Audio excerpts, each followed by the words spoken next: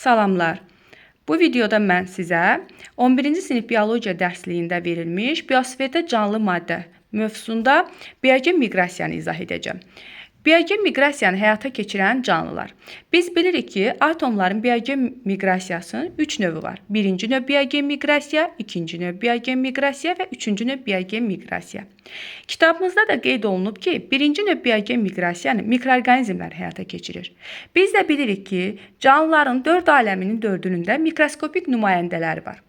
Deməli, heyvanlar, bitkilər, göbələklər və bakteriyalar aləminin nümayəndələri birinci növ biogen miqrasiyanın həyata keçməsində iştirak edə bilərlər.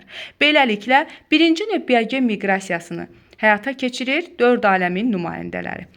İkinci növ miqrasiyada isə yalnız çox hüceyrəlilər iştirak edir. Belə, biz də bilirik ki, 4 aləmdən yalnız bakteriyalar aləminin çox hüceyrəli nümayəndəsi yoxdur.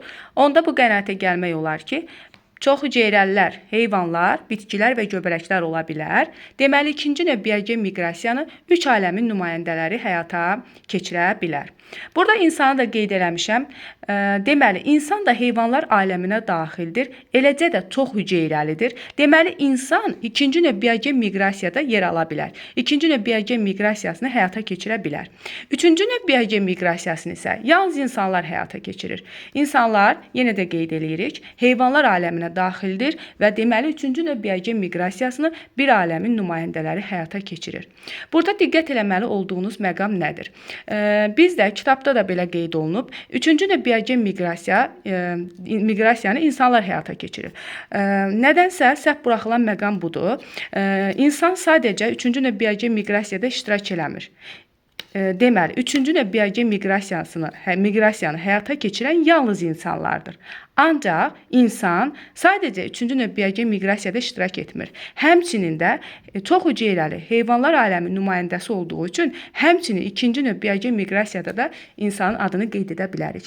Buna görə də testlərdə qarşımıza çıxan məqamlarda çaşqınlıq yaşamamalıyıq. Tutaq ki, bizə versə ki, ikinci siqnal sisteminə malik olan canlı atomların neçə növ biogen miqrasiyasında iştirak edir və yaxud da hansı növ biogen miqrasiyalarında iştirak edir?